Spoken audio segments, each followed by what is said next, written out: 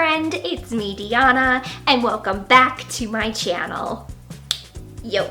Today we are going on a very special adventure on my doll repainting journey, because today we aren't repainting a Monster High doll, or an Ever After High doll, or even a horse doll. No, today we are repainting an LOL doll. And I know that LOL dolls aren't really revolutionary in the doll repaint community, but I can't help but be super pumped to be repainting my very first one. A couple months ago, I found myself standing in the Target toy section, you know, where most adults find themselves, and I started looking at the LOL dolls. Suddenly, inspiration struck, and I knew that I had to buy this doll right then and there, because impulse shopping.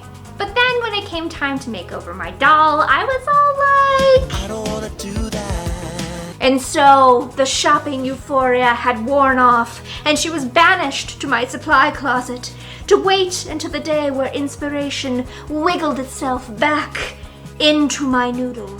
Well, as luck would have it, the noodle wiggles came back one day when I was watching Zootopia for the 100th time. You know, like an adult. Try everything. And then inspiration hit me. Bellwether! So slight spoiler ahead, Bellwether is the adorably evil villain in the movie, and I'm sure some of you guys can relate with me when sometimes you find the villain in the movie to be the most interesting character. It doesn't mean you support what they're doing, but you just can't help but be fascinated by their train wreck of a mind. And this little train wreck happens to come in a cute glasses-wearing office administrator sheep package. And I am obsessed, here for it, and ready to make my own doll version of her. And happy ending to the story, I realized that my LOL doll would be the perfect base for Bellwether, and we'll get to see the light of day again because the power of synergy. Well, friend, that is the background for today's doll, and before I get started, be sure to like, comment, and subscribe to my channel to stay up to date on my latest videos. Right now, I'm posting about once a month, and I would love for you to join me, because that would be like super cool. Anyway, enough talking, let's get started. Here is our very special doll for today. I believe her name is Major Lady, and I think she's supposed to be disco themed. One thing is for certain though, she is majorly cute. Aww. With their exaggerated features, especially when it comes to the eyes, I think LOL dolls are a great base to create a doll based on a cartoon character. Bellwether has a large head with large doe-like eyes, and Major Lady has a huge head with huge anime-style eyes. In addition, Bellwether has some mutton on her bones, and one of the things I really love about the LOL girls are their gorgeous curves. To me, this is a better pairing than that of a Monster High doll, because they don't really have any variety in their body types. So planning on how to make this doll was pretty interesting, since in the movie, Bellwether is a sheep, but she's an anthropomorphic sheep, meaning she was designed to have a lot of human-esque features. But what do I do when I'm trying to take a humanized animal and put it on a human body? To figure this out, I took to Google and looked at some Bellwether cosplays and found two different paths I could go down. Option 1 would be to try to make her look as much as a sheep as possible. Or option 2 is to create an even further humanized sheep hybrid. I think I'd enjoy making option 2 more, so after we finish all of our prep steps, that's how we're going to style our Bellwether. Now that we have a blank canvas to work on, I'm going to put on my respirator, take my doll outside, and spray the doll and head 3 times with my Mr. Super Clear sealant, because the types of pigments that I'll be using won't adhere to the plastic without it. After letting the sealant gas off for about 30 minutes, I'm back inside and we're going to start today's transformation with her new ears and hair. Her hair is going to be somewhere between a white and cream color, so before we start giving her her new hair, I'm applying some white acrylic paint to the scalp of her head so her hair doesn't look patchy between the hair plugs. First things first, let's make the base of her ears. Bellwether has these adorable floppy ears, and I'm going to be crafting them using my foam clay. I've got some leftover dyed clay from my Devil Tarot car doll, and to protect the doll's head, I wrapped it in some plastic wrap. I want to give the clay something to stick to while I shape the ears, so she's getting a band of clay around her head. This will keep things in place and we'll cut off the excess later. To shape the ears, I'm trying to roll out the clay as evenly as possible, and I'm just kind of folding and rolling the sheet of clay to make it look like there are folds inside of the ears. The hardest part, of course, is trying to size and shape each ear to match each other. But let's just say that they are sisters and not twins, and then totally not spiral out of control when we don't achieve near perfectionism. Okay, self? Here she is, looking like Cinnabon from Hello Kitty, and now that the clay has dried, I'm going to remove the extra clay. I'm going to attach the ears after we reroot the hair, so things are easier down the road. But for now, I'm tracing around each ear so I know not to add new hair plugs to these spots. And speaking of hair, I'm going to be using a light blonde color from the Doll Planet. I like that they offer a couple different sizing options for curls, and for this doll, I want to have a looser curl, so I'm going with a 10mm size.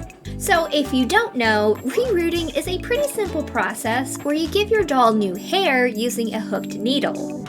All you have to do is slip some hair into the notch of the needle and push it through the scalp. Today, I'll be using the holes left from the old hair plugs, but you can always add hair however you want when rerooting. The only downside to this process is that it can take forever. So let's jump back to making her ears. The insides of her ears are pink, so I'm taking some ground up soft pastels to shade the insides and the ends of her ears. Then I'll spray it with some sealant so the pastels won't smudge off later. I want to add a little color variation, so I'm going to be using this dark red tone to deepen the color towards the inner ears.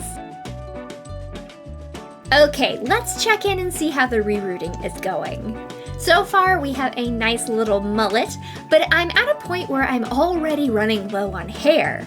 The length of the hair is way too long anyway, so I'm going to give it the chop so I can use the excess hair to reroot the rest of her head. There is still a lot of rerooting to be done, so let's jump back over to the ears. Next, what I want to do is give both ears a thin layer of white paint. Her ears are white in the movie, so I want to replicate that, but I also want to keep the paint thin so we don't lose the pink tones we just added, and to keep a little bit of the fleshy color of the clay. And after a handful of hours work, our reroot is finished. But we want to make sure that her new hair stays in place, so I'm going to pour in some tacky glue and let it set for 24 hours to make sure things are really secure. While that dries, let's finish the ears. And I'm really excited about this part. Recently, I was watching a model making video, and they were using something called static flocking to create realistic grass. Basically, they were using this special flocking with a tool that uses static electricity to make the flocking stand straight on end.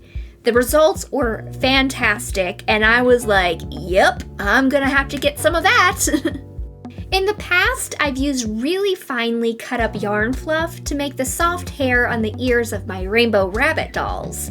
But this stuff is a beautiful fine powder that is just mwah! To use it, I'm brushing on some glue and filling the hopper of the tool with the white flocking powder.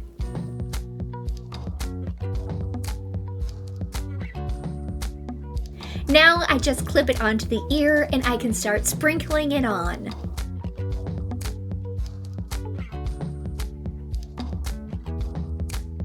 It might be hard to see on camera because it's white, but it turned out beautifully. The flocking is so soft and it has great coverage.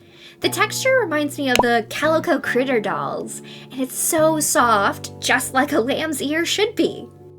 I've set the ears aside for now, and before we move on to doing her face up, I'm just going to stuff her hair up into a sock to protect her new curls from all the pigment and sealant we're going to be using.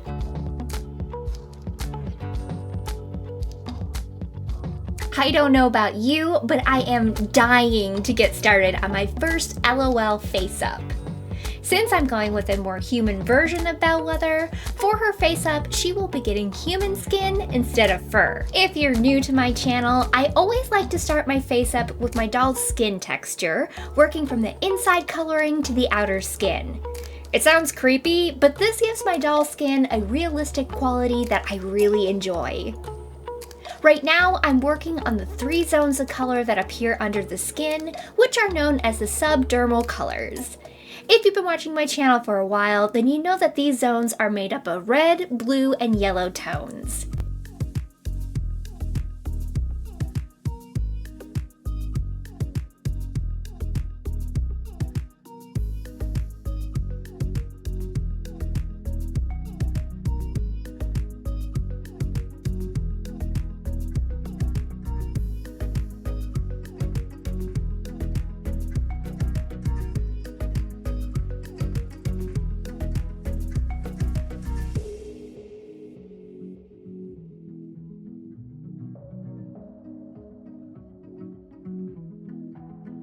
Now that I've applied all 3 zones and set it with Mr. Super Clear Sealant, I'm using a watercolor pencil to draw in some vein lines. I'm using a blue that's similar to the blue color we used on the blue zone because they're both supposed to look like blood underneath the skin, so they should match in color. It's time to make the color zones look like they're sitting beneath the skin, and I did that by applying 2 to 3 layers of soft pastels in the base skin tone color.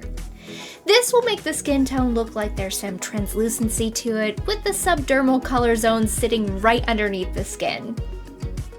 Now, I'm trying to work out the basic shape to her eyes. Her big doe eye details are deeply etched into the plastic. I want to give the eyes some realism, so I have to strategically figure out how to use the circular shape to my advantage. Eyes are just spherical balls sitting in our eye sockets, so let's make it look like her large eyes are doing just that by drawing in the lower lid farther up on the eye, which will make that etched in plastic look like the eye bag area where the eye sits right behind the bottom eyelid. On to the shading and contouring of her face. Now, compared to a Monster High doll, her face is larger, but it's also flatter. So I really want to push areas to make them appear rounded and more defined. She has a cartoon chibi head, so it's really important to shape the nose and to come in and carve out some cheekbones, because her face mold doesn't emphasize these areas.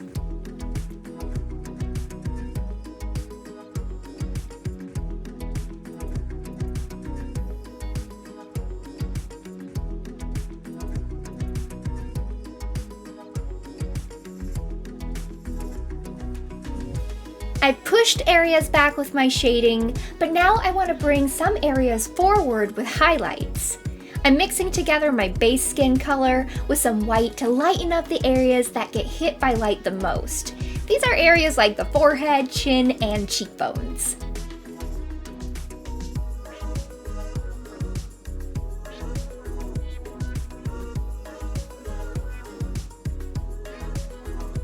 While I was sealing the highlight layer, I realized that I haven't added any texture to the skin yet.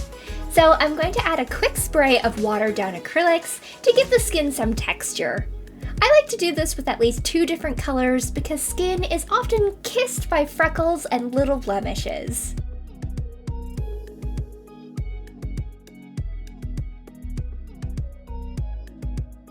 Time for some detailed pencil work using my trusty watercolor pencils, of course. I'm really excited to draw her eyes because of how huge they are compared to the other dolls that I've worked with. Right now, I'm blocking in the basic colors of the eyes. Bellwether has green eyes, and I'll be doing a sort of dance of adding details, spraying my sealant, and adding more color until I can get the level of detail I'm hoping for. Right now, it's summer and it gets really humid where I live.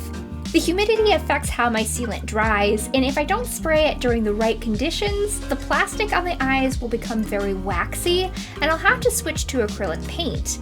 That will mean I won't get the level of details that I can achieve with my pencils, so right now, this face up is a game of patience.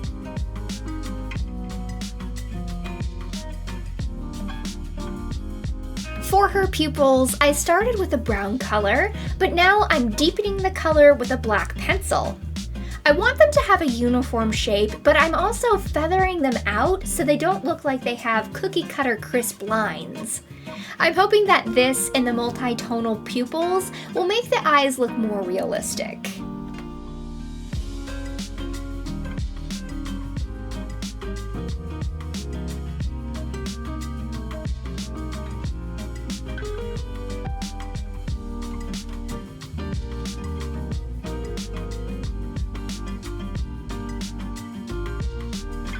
One thing I don't like about her face mold is that the eyelashes are molded into the plastic. I'm just hoping that I can make her lashes large and full enough that it isn't super noticeable.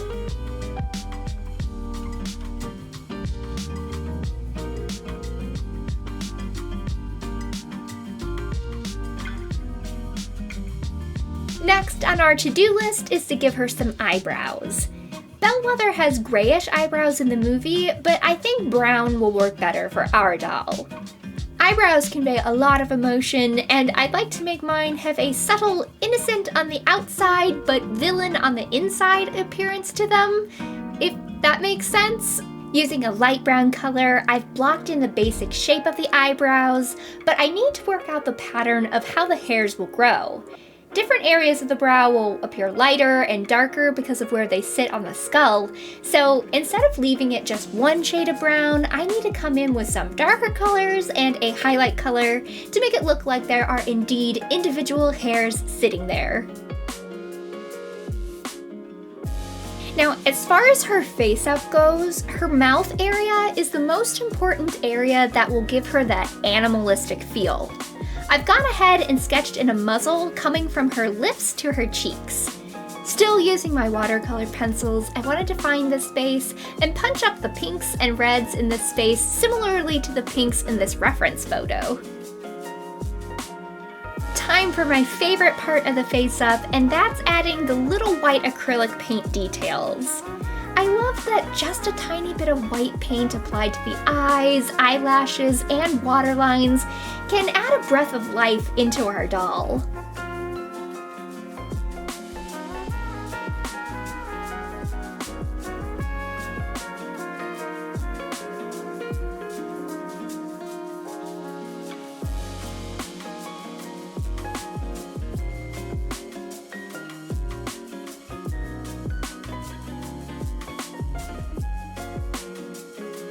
And I'm going to be honest, I completely forgot to give her bottom lashes, so I'm going to be using a light brown acrylic paint to add these on right now. I like to use brown for the bottom lashes because I think it looks softer, and I can sometimes go a little heavy-handed with the eyelashes, so a softer color won't overwhelm the face with lashes.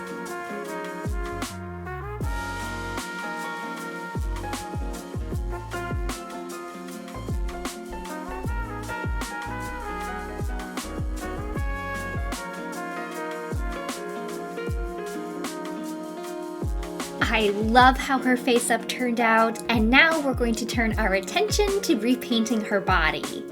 We still have a lot to cover for her outfit and accessories, so since we're going to be following the same basic rules for coloring and shading the body, I think we should just jump ahead a little bit here. Here we are with our repainted body, but I want to do something special for her hands. Bellwether is a sheep, so of course her character has cloven hooves and hands. So to give the impression of hoof hands, I'm taking dark grays and black from her fingers up to her knuckles on both hands. Once I'm done with the shading, I'm going to seal in my pastels using a glossy sealant because hooves have a little bit of sheen to them.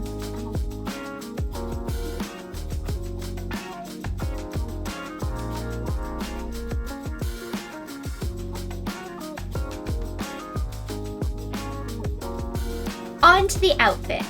Bellwether wears a couple different business casual outfits during the movie, but my favorite is this orange skirt paired with a polka dot shirt and navy blue blazer.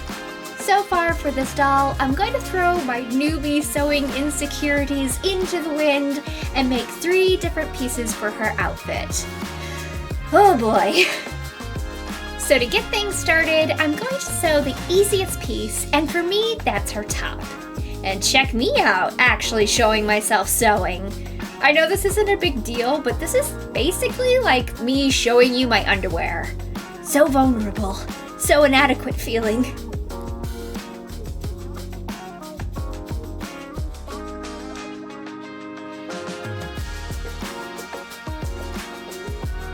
And I'm going to go ahead and put it on her and sew her into it because I'm a professional, people.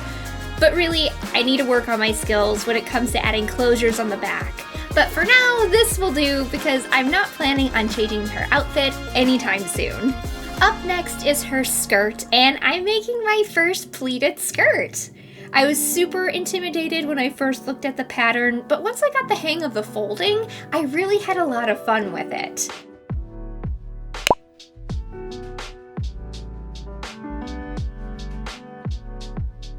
Now to clean it up, I'm adding a piece of ribbon to the waistline.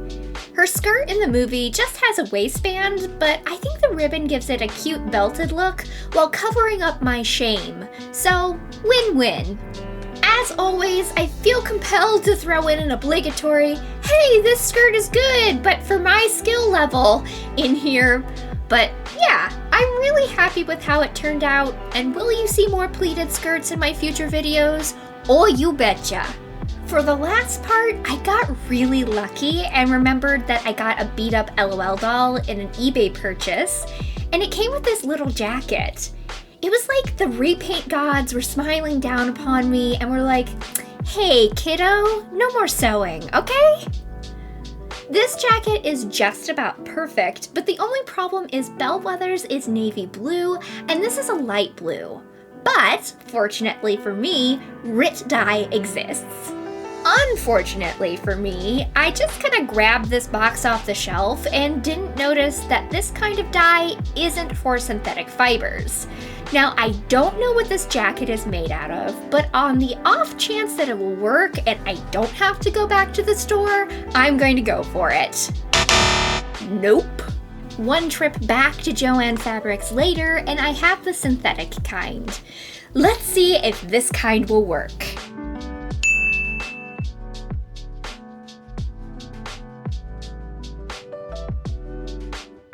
Next, I'm painting and prepping her little pieces of jewelry.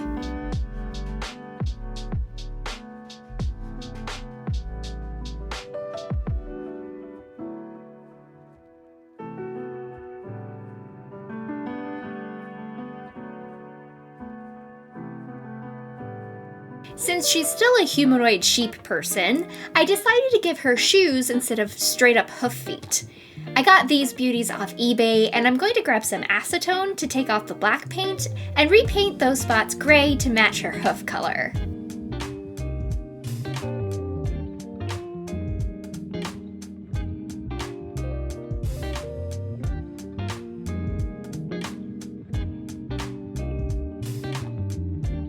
Off camera, I did some shading with soft pastels to give the fabric of the boots some depth. And now I'm tidying up my lines with a watercolor pencil.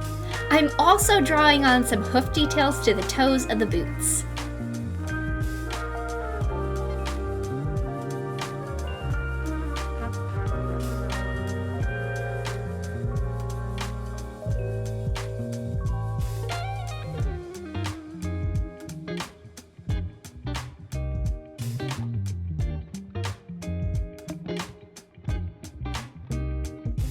Lastly, I'm going to pop a little pom-pom on the back to give her a wee little tail.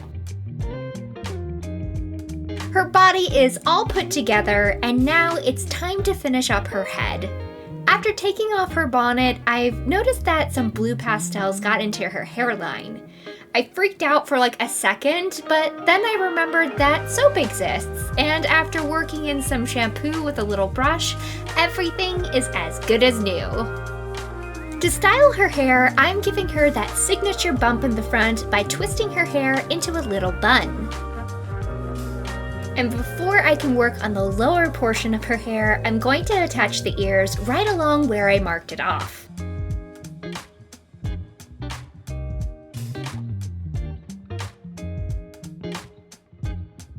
For the next part of the hair, I want the upper portion to be smoothed down against her scalp, and for the lower portion to be voluminous and curly, similar to this cosplayer's. Instead of gel, I'm using some clear glue and I'll let it dry overnight. It's the next day, and now I've got to give our sheep a haircut. A shearing, if you will. Her hair is voluminous, just like I wanted, but a little too voluminous. So I'm doing a little point cutting into the bottom to thin it out a touch.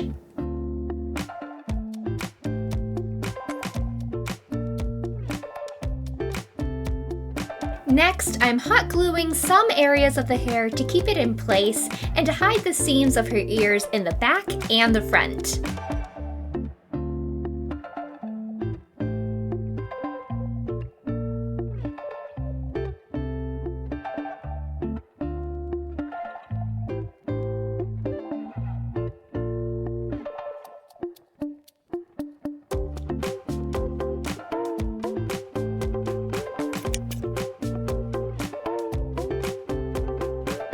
Last on our to-do list is to make her iconic tortoiseshell glasses. Looking online, I wasn't able to find any tortoiseshell LOL doll glasses, but that just gives me the opportunity to customize my own pair. I found this pair of 3D glasses that are the same basic shape as Bellwether's pair, and I'm really hoping that the acetone will take the paint off but not melt the plastic. And it worked perfectly! Aw, good acetone! Now, the only downside to having a pair of clear glasses is they are really hard to find if you misplace them. To get the clear, layered look of tortoiseshell glasses, I'm going to be using gel nail polish. I was even able to find a polish kit that has all the colors I need.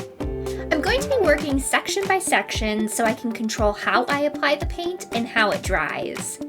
First, I'm applying the base color, and I'll be sticking it under my UV light for a couple of minutes to set it. On top of my first layer, I'll be taking a couple different shades of brown and swirling them to make it look like the classic tortoiseshell pattern.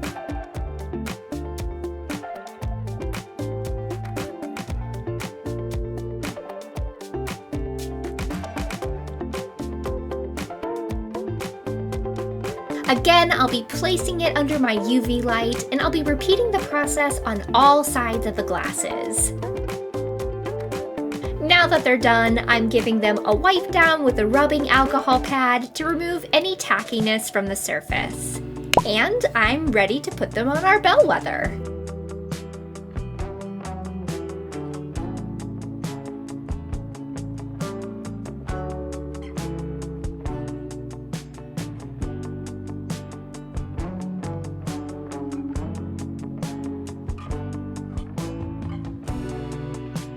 Alright guys, here's how she looked before our repaint, and here she is now. Today's doll was a very happy journey for me.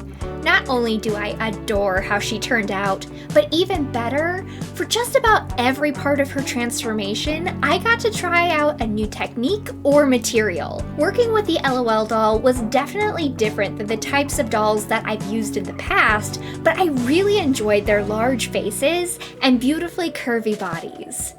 For her hair, I got to play with a new curl type. For her outfit, I got to use new sewing techniques and patterns that I will definitely be incorporating in the future. And I got to learn an important lesson about root dye and fabric types. Also, I got to play with static electricity flocking, which turned out amazing.